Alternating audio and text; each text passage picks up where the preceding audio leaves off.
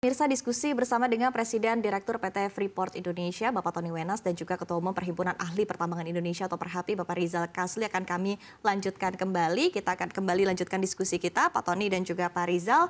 Nah, kalau kita lihat mungkin berkaitan dengan revisi PP ini, begitu ya, dari point of view legislatif ataupun juga DPR, ini ada yang menyebutkan begitu ya, bahwa kemungkinan besar pemerintah akan kembali memberikan relaksasi berkaitan dengan ekspor konsentrat begitu. Nah, berkaitan dengan hal ini mungkin tanggapan dari Anda sendiri seperti apa, Pak Tony? Jadi kaitannya mungkin begini, kami kan diberi waktu sesuai IUPK membangun smelter itu dalam 5 tahun. Dan selama 5 tahun itu kami diperbolehkan untuk melakukan ekspor konsentrat tembaga. Tapi kemudian kan ada COVID. Ya. COVID itu menghambat kami sekitar 1 tahun. Dan itu keadaan kahar, jadi kami sudah ajukan jadwal kurva S yang baru, yaitu yang tadinya penyelesaiannya jadi dari Desember 2023 menjadi Desember 2024. Sehingga ya kami juga sebenarnya dibolehkan ekspor sampai dengan 2024 kan gitu Desember.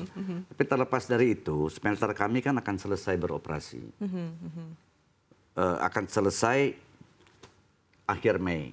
Jadi bulan Juni kami sudah nyalakan smelter itu. Oke, di bulan Juni dinyalakan smelternya, ya, begitu. jadi sudah beroperasi smelternya, tapi belum proses konsentrat karena memerlukan waktu 6 sampai 10 minggu untuk dia heating up, memastikan bahwa semuanya sudah berjalan dengan baik, dan baru kita bisa feeding konsentrat di situ. Oke, feeding konsentrat berarti di sekitar dan itu baru akhir 50%-nya. 2024? No, itu di Agustus 2024. Dan itu baru 50%. Baru kemudian secara bertahap dia akan naik sampai 100% di bulan Desember 2024. Oke. Sehingga kami masih membutuhkan sebagian untuk diekspor dalam 6 bulan tersebut. Oke. Nah, kalau seandainya kami tidak dibolehkan untuk ekspor di situ, tentu saja akan berdampak bagi bukan hanya operasional perusahaan.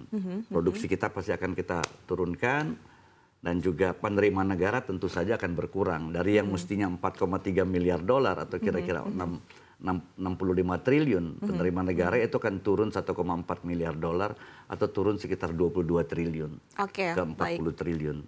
Begitu juga produksi kita akan turun dan bagian dari pemerintah daerah juga akan turun. Jadi memang dampaknya cukup signifikan lah. Baik. Nah, untuk produk hilir jadinya sendiri begitu, ini berarti ditargetkan di kapan? Di bulan Agustus itu akan mulai produksi katoda tembaga. Oke, sudah langsung jadi begitu ya produknya? Dari smelter, ya itu dalam waktu 2 minggu. Kan itu prosesnya setelah dibakar, di furnace, kemudian dicetak anoda tembaganya, anoda kembali dilakukan elektrolisis, kemudian itu makan waktu kira-kira 2 minggu. Jadi totalnya setelah konsentrat dimasukkan, keluar katoda tembaganya kira-kira mungkin sekitar 3 minggu. Oke, baik. Nah, tadi sempat disinggung sedikit oleh Pak Tony begitu ya, tadi dari operasi Freeport ini sendiri dan juga dampaknya begitu ya, manfaatnya untuk negara begitu. Nah, tapi dengan adanya revisi PP ini sendiri, Anda melihat overall begitu ya, manfaat untuk negara sendiri seperti apa dari sisi pendapatan dan juga lain sebagainya? Ya, memang kalau kita melihat kelancaran operasi perusahaan tambang ya. Kalau dia lancar beroperasi, produksi lancar, penjualan lancar, itu pasti bagian dari negara, pendapatan bagian negara itu akan stabil ya.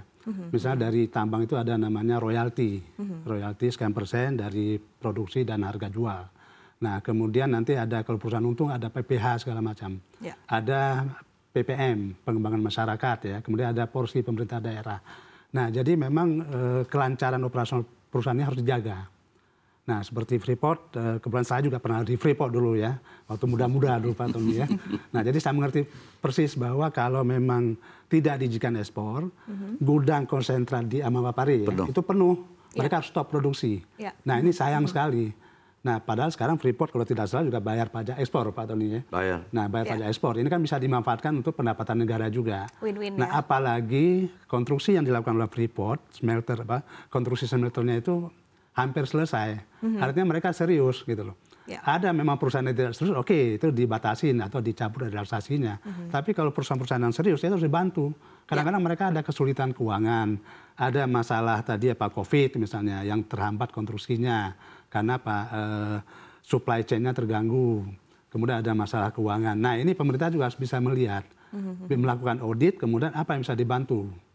Nah, ini harus percepat karena semuanya adalah untuk ya pertumbuhan ekonomi kita sendiri.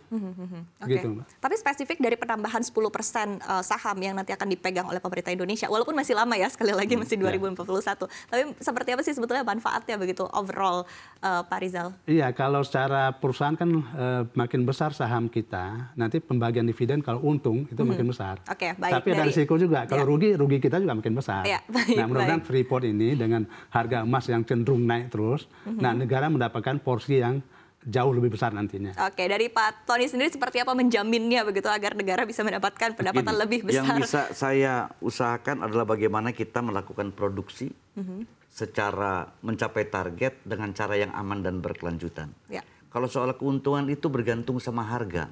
Ya. Kita tuh adalah price taker, bukan price maker. Tidak seperti industri atau pabrik mobil, dia bisa menentukan harga jualnya. Harga jual kita bergantung kepada harga pasar. Nah, tapi memang selama historical ini kita selalu memang membukukan keuntungan. Oke. Karena baik. kita menambang tembaga, tapi mendapatkan tembaga emas dan perak.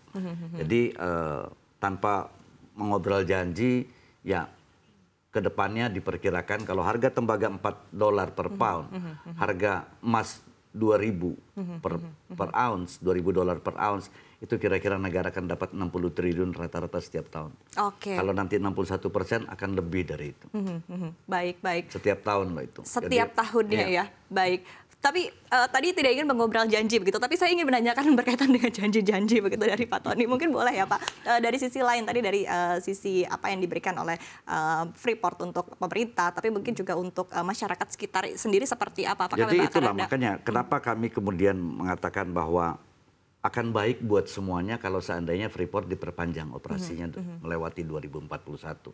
Kenapa? Kalau kita sampai 2041 berarti penerimaan negara 60 triliun itu berhenti 2041. Kemudian Which is besar, penerimaan pemerintah daerah yang sekitar 9 sampai 10 triliun per tahun itu juga berhenti. Tenaga kerja yang 30.000 orang juga berhenti. Dan program pengembangan masyarakat kita yang jumlahnya kira-kira 1,5 triliun per tahun itu juga akan berhenti. Jadi adalah untuk kepentingan semua pihak apabila ini bisa dilanjutkan seterusnya, apakah sampai 2061 atau seperti yang Pak Rizal bilang memang sebaiknya sampai cadangannya habis. Oke, baik begitu. Nah tadi itu dari diteruskan, belum dari penambahan saham yang Ditambah dimiliki lagi oleh penambahan pemerintah. saham. Baik. Nah, bisa sampai berapa untuk hitung-hitungan nilai tambahnya sendiri begitu dengan penambahan 10%? Tadi Pak Rizal sudah sedikit Ya menyebutkan. kalau kita bicara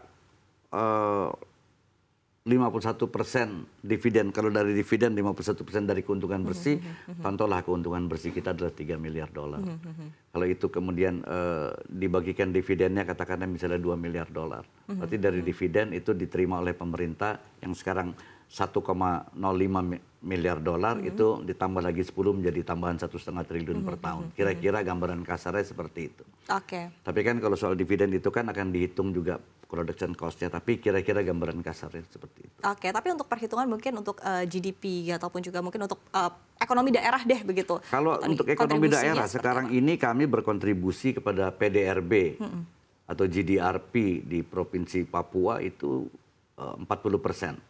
40% Untuk Papua. Kabupaten Mimika 75%. Oke, wow. Ya. Jadi signifikan sekali memang. Tapi secara nasional?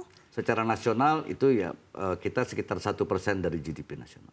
Oke, baik. Nah, kemudian kalau kita lihat juga tadi kan Anda juga menyebutkan Pak Tony begitu ya bahwa kita sendiri adalah price taker bukan price maker begitu, dan kita juga bisa melihat mungkin efeknya ya dari kinerja Freeport sendiri begitu di tahun 2022 compare ke 2023 begitu. Ini kan cenderung stabil begitu ya untuk pendapatan bersihnya relatif stabil, dan ini juga dengan berbagai sentimen yang ada secara global begitu. Nah, seperti apa Anda memastikan untuk di tahun 2024 ini sendiri untuk kinerja? 2023 sebenarnya ada penurunan penerimaan negara karena kami harus menempatkan dana hasil ekspor kami di bank untuk ditahan di bank, sehingga cash flow terganggu dan akhirnya dividen yang dibayarkan kepada pemerintah juga berkurang dari yang seharusnya.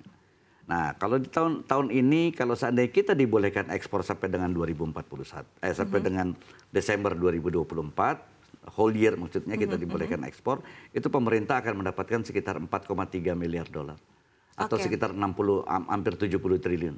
Oke, Tapi baik. kalau misalnya kita hanya dibolehkan ekspor sampai dengan bulan Mei saja, itu akan berkurang kira-kira 22 triliun.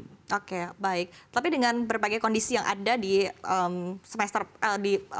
kuartal pertama ya di tahun ini sendiri, optimis begitu Kalau bahwa target saya Freeport optimis akan dari segi tercapai? produksi kita, dari segi teknis saya optimis kita bisa mencapainya.